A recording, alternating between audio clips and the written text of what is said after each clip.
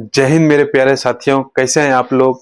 I hope आप लोग अच्छे होंगे और अच्छे से स्टडी कर रहे होंगे आप लोग। चलिए हम आज स्टार्ट करते हैं क्लास 10 एनसीईआरटी का बहुपद चैप्टर, 2 नंबर चैप्टर। देखिए ऑलरेडी क्लास 10 एनसीईआरटी का बहुपद नंबर चैप्टर। सब चैप्टर का नाम क्या है? बहुपद। कहता है सबसे पहले बहुपद। सबसे पहले जानेंगे बहुपद किसे कहते हैं। ये चैप्टर अगर 2.1 स्टार्ट करना चाहें तो 2 मिनट में खत्म हो जाएगा। सबसे पहले जानेंगे बहुपद किसे कहते हैं।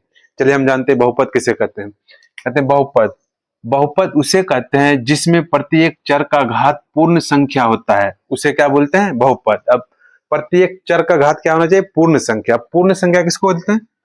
पूर्ण संख्या बोलते हैं बाबू, जीरो से प्रारंभ होता है। 0 1 2 3 4 डॉट डॉट इत्यादि, यानी जीरो से जो प्रारंभ होते हैं क्या बोलते हैं? पूर्ण संख्या। यहाँ पर क्या कहते हैं? बहुपद किसे कहते हैं? बहुपद क्या है? बहुपद उसे कहते हैं जिसमें प्रत्येक चर का घात कितना है? पूर्ण संख्या। अब देखिए दिया है x square plus 5x plus 6, तो ये बहुपद दिया हुआ है। तो हमें क्या चर का घात कितना है? पूर्ण संख्या। पूर्ण संख्या जान गए, जीरो से प्रारंभ होता है। अब जानेंगे चर किसे कहते हैं। चर जानेंगे तो क्या कहते हैं? और चर भी किसे कहते हैं। अब चर देखिए किसे कहते हैं। कहता है चर जिसका मान बदलते रहता है उसे क्या बोलते हैं? चर कहते हैं। जैसे एक्स वाई जेड, मान बदल कुछ भी रख सकते हैं, A B C X Y Z, इसे वो क्या बोलते हैं? चर बोलते हैं। अब औचर किसे कहते हैं?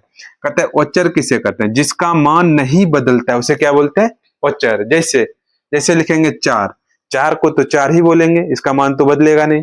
जैसे 6 5 डॉट डॉट इत्यादि, ये क्या आ गया? औचर। तो अब औचर कहते हैं। अब अगर हम चर और औचर का गुना करेंगे तो उसे क्या बोलते हैं? बीज व्यंजक। जैसे हम गुना करेंगे x गुना 6, 6x हो गया, इसको क्या बोलेंगे? बीज व्यंजक।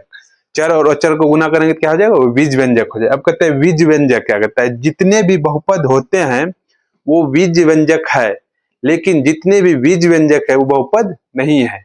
जैसे हम समझिए क्या कहते हैं।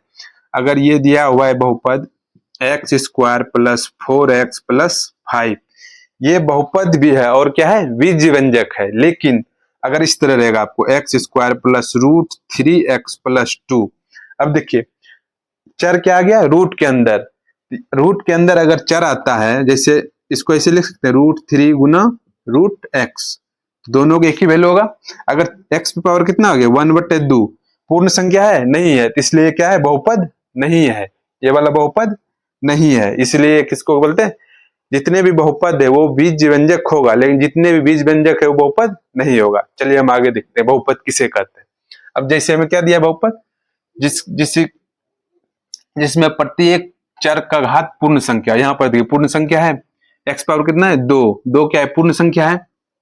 फिर एक्स पावर कितना है? कुछ नहीं छिपा तो भूत प्रेत के तरह कहते 1, तो ये भी क्या है? एक पूर्ण संख्या है। हमारा क्या आ गया? बहुपद। अब यहाँ पर देखिए एक्स स्क्वायर, 2 क्या है? पूर्ण संख्या है। रूट 3, एक्स पावर कुछ नहीं भूत प्रेत के तरह कितना छिपा? 1 छिपा, इसको क्या बोलते हैं? पूर्ण संख्या। तो ये क्या है मेरा? बहुपद। ये भी मेरा क्या है? बहुपद है। अगला देखते हैं x square plus 4x plus 4, यहाँ भी पूर्ण संख्या, यहाँ भी क्या है? पूर्ण संख्या। ये हमारा बहुपद है। अगला कहते हैं बहुपद कितने प्रकार के होते हैं। बहुपद के प्रकार देखेंगे, बहुपद कितने प्रकार के होते हैं। चलिए देखते हैं। कहता है बहुपद के प्रकार, पद के आधार पर बहुपद कितने प्रकार के होते हैं। एक पदी बहुपद, द्विपदी बहुपद और त्रिपदी बहुपद। अब पूछेगा पद के आधार पर कितने होता है? 2-3 प्रकार के, यानी बहुत प्रकार का होता है। तो हम 3 प्रकार के देखेंगे इस चैप्टर में। अब पूछिएगा एक पदी बहुपद, द्विपदी बहुपद, त्रिपदी बहुपद। अब पद किसे कहते हैं? पद किसे कहते हैं बाबू? देखिए पद अगर हमें लिखा रहेगा 6x प्लस 4 या 6x माइनस 4, पद जब भी होगा बाबू वो तो प्लस रहेगा उसमें, नहीं तो माइनस रहेगा, गुना भाग में नहीं रहता। अगर सिर्फ रहेगा 6x गुना 6 गुना x, ये कितना हो जाएगा? 6x। तो ये गुना और भाग का पद नहीं गिना जाता, सिर्फ प्लस और माइनस वाला, उसे बोलेंगे पद। जैसे हम देखें क्या लिखा है एक पदी बहुपद में 2x, तो ये हमारा क्या हुआ? एक पद। कितना हुआ? एक पद, इसलिए इसको क्या बोलेंगे? एक पदी बहुपद। जैसे द्विपदी बहुपद, इधर हमारा क्या है? 2x प्लस 4, एक पद और एक पद, कितना पद हो गया? द्विपदी बहुपद।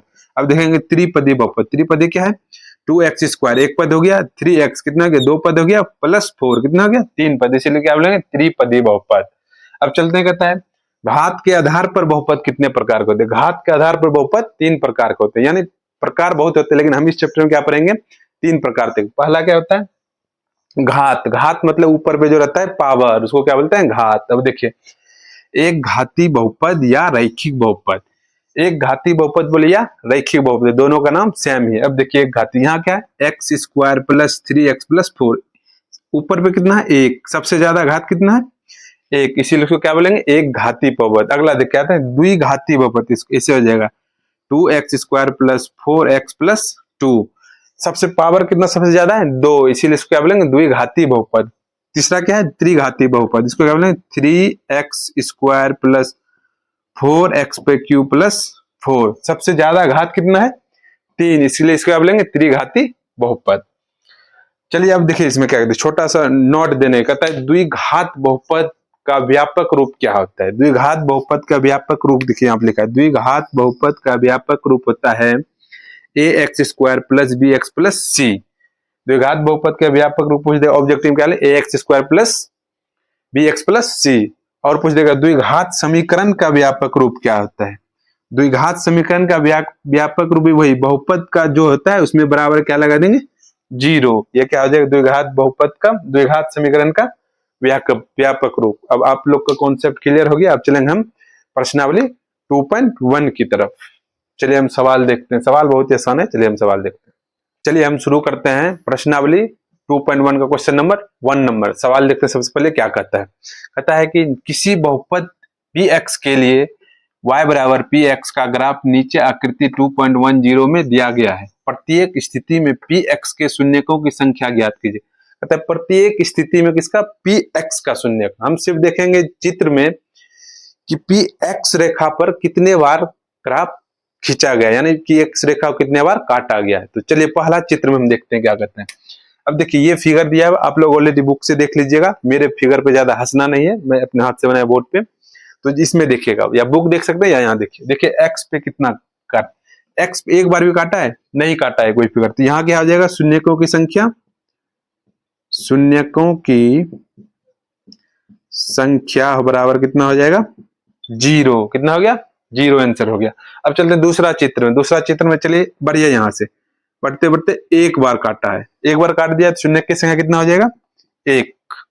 अब अगला चलते हैं तीसरा फिगर में। तीसरा फिगर में चलिए बढ़िए, एक बार यहाँ काट दिया, दूसरा बार यहाँ काट दिया, तीसरा बार यहाँ काट दिया, शून्य की संख्या कितना हो गया, 3। ग्राफ देखिए बोला। चौथा फिगर में देखते, अब आगे बढ़िए, एक बार यहाँ काट दिया, एक बार यहाँ काट, शून्य कितने बार काटा, एक्स एक्सिस को 2 बार, तो क्या आ जाए शून्य की संख्या 2। अब अगला फिगर देखते हैं, 5 नंबर फिगर। अब आगे बढ़ते चलिए, एक बार यहाँ काट दिया एक्स एक्सिस को, दूसरा यहाँ काटा, तीसरा यहाँ काटा, चौथा यहाँ, शून्य की संख्या कितना हो जाएगा, 4 आंसर हो गया। अगला देखते हैं 5वां फिगर, एक्स को एक बार यहाँ काटा, 2 बार यहाँ, 3 हो गया, कितना शून्य की संख्या हो जाएगा, 3। ये चैप्टर क्या हो गया, समाप्त हो गया। आई होप आप लोग अच्छे समझ गएंगे।